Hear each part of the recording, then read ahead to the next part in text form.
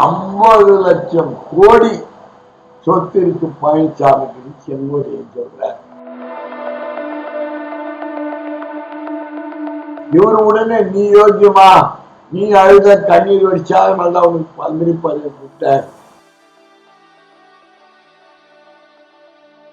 விஜய் கட்சியை வருமான வரி விசாரிக்கணும், 100 கோடி கம்மியா.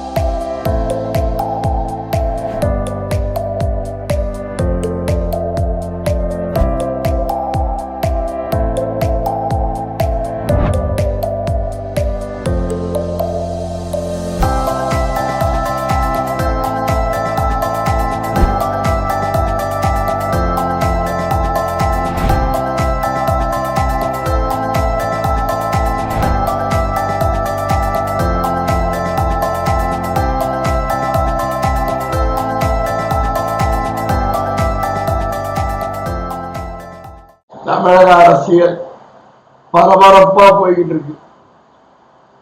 அடி தேர்தல் களம் பரப்புரை இன்று மாலை 4 மணியோடு முடியுது. வடை போடுறது என்ன, பரோட்டா போடுறது என்ன, தோசை ஊத்துறது என்ன, காய்கறி விற்கிறது என்ன, விளையாட்டு மைதானத்துல போய் விளையாடுறது என்ன, நாட்டு நடுறது என்ன, எல்லா விதமான கலாச்சாரத்திலேயும் வாக்காளர்கள் வேட்பாளர்கள் களத்தில் இறங்கி ஓட்டு கேட்க சுரையாடி வருகின்றனர்.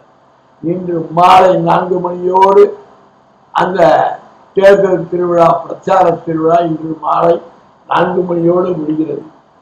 4 மணிக்கு மேல் இன்று இரவு, நாளை பகல், நாளை இரவு, அதுக்குள்ள விஜய் கட்சிக்காரங்க, ஏடிஎம்கே, பிஜேபி இவங்களுடைய பணம் கொடுக்கிற திருவிளையாடல்கள் உச்ச கட்டத்துக்கு போய் நிற்கும். இப்ப பாதி தொகுதியில ஏடிஎம்கே, முக்கால்வாசி தொகுதியில ஏடிஎம்கே கொடுத்துட்டாங்க. எக்கால்வாசி தொகுதியில ஏடிஎம்கே, பிஜேபி கொடுத்துட்டாங்க. பிஜேபி எவ்வளோ கோடி அவனாட்சி தரித்தான். ஏடிஎம்கே பிஜேபி கூட்டணியில பரவலா போய் சேர்ந்துருச்சு. விஜய் கட்சிக்கும் பணங்க போய் சேர்ந்திருக்கான். எல்லா சட்டமன்ற தொகுதிக்கும். ஆமா, தலைவர் விஜய் 2-3 படத்துல நடிச்சு தர சொல்லி பெரிய பெரிய மார்வாடிங்க போலீஸ் எடுத்துக்கலாம். 400-500 கோடி பிளாக் வாங்கி அவனும் தொகுதி வாரியா எப்படிலாம் கொடுக்கணும், எதெல்லாம் கொடுக்கணும்னு சொல்லி நம்ம விஞ்ஞான லாட்ரி மன்னல் ஆதவஜன், குஷியான தலைமையில திட்டமிடப்பட்டு எப்படி எப்படிலாம் கொண்டு சேர்த்துட்டாங்க. அவன் தம்பி, அவன் குடும்பத்துல உள்ளவங்க எல்லாம் ஆதவஜனம் போய் சேர்ந்த இடம் ஆம புந்த இடம்னு சொல்லி அவங்க பிரபாகண்டா பண்ணிட்டு இருக்காங்க. அந்தம்மா விஜய் ஆனந்தனுடைய அம்மா ஒரு தொகுதி வாங்கி நிக்கிறாங்க. 10 தொகுதிக்கு செலவு பண்றேன்னு சொன்னாங்க. பணம் வெளியே இருக்கு, இன்னும் உள்ள வரல, தேர்தல் முடிஞ்சு தந்துடுறேன் அப்படின்னு சொல்லி அவங்க எடப்பாடி கிட்ட ஒட்டியமா கோரிக்கை வச்சு இழுபறியில ஏடிஎம்கே ஜெயிச்சா மந்திரி பதவி தரன்னு சொல்லியிருக்காங்க. அதுக்காக பணம் கொடுப்பாங்க. தேர்தலுக்காக 10 தொகுதி செலவு பண்றாங்க. 50 கோடிய கொடுக்குறாங்க. அந்த அம்மா அப்படி இன்னொரு பக்கம் என்னடா கேட்டாங்க, செங்கோட்டையனுக்கும் எடப்பாடி பழனிசாமிக்கும் வார்த்தை போர் 50 லட்சம் கோடி சொத்து இருக்கு பழனிசாமிக்கு செங்கோட்டையன் சொல்றார். அதனாலதான் அதிமுக கட்சியை கொண்டு போய் பிஜேபி அடமானம் வைத்தாரா.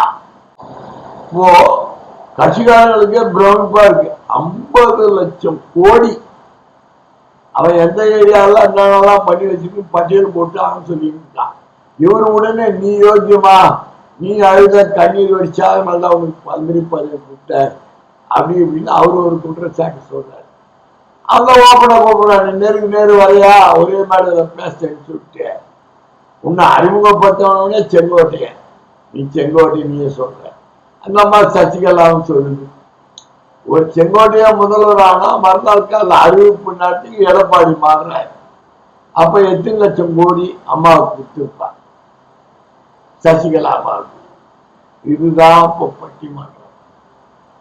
அதாவது தவறத்த வாயாலே கெடுன்ற மாதிரி 50 லட்சம் கோடி எடப்பாடி பழனிசாமி சொல்லி இவங்க வேற திமுக காரங்க வேற ஒரு 6 அமைச்சர்கள் பேர்ல வேற வழக்கு விசாரிச்சுட்டு வழக்கு தாக்கல் பண்ணியிருக்காங்க.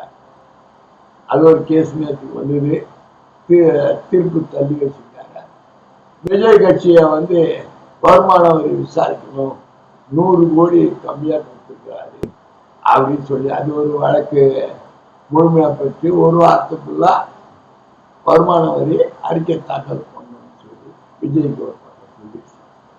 இப்ப விஜய் அறிக்கை தாக்கல் பண்றது பிஜேபி தான் இன்கம் டாக்ஸ் அறிக்கை தாக்கல் பண்றது. அதுக்கெல்லாம் காலக்கெடுலாம் என்ன பண்ணாலும் நடக்காது. அது ஒரு மாதிரியான ஒயிட் பேப்பர்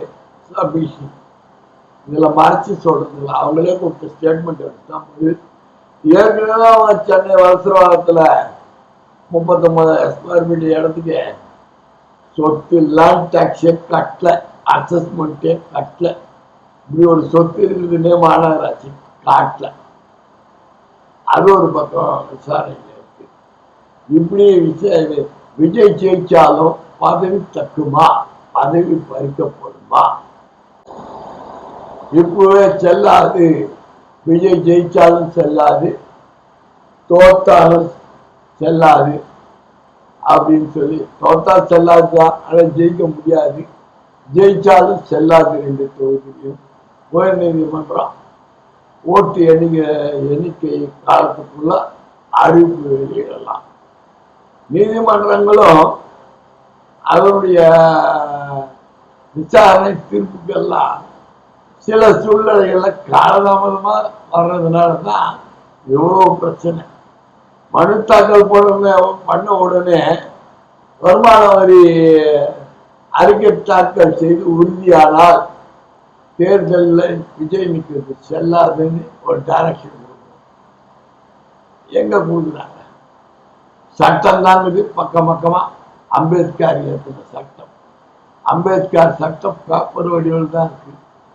தீர்ப்பு வடிவில் எப்போ வெளிச்சிட்டு போகணுமோ தெரியல. அண்ணா சொன்னார், சட்டம் ஒரு இருட்டறை, வக்கீலின் வாதம் ஒரு வெளிச்சம். வழக்கறிஞருடைய விவாதம் தான் இந்த தீர்ப்பு கிடைக்கும். விஜய்க்கு சந்திப்பு மாற்ற காணொலி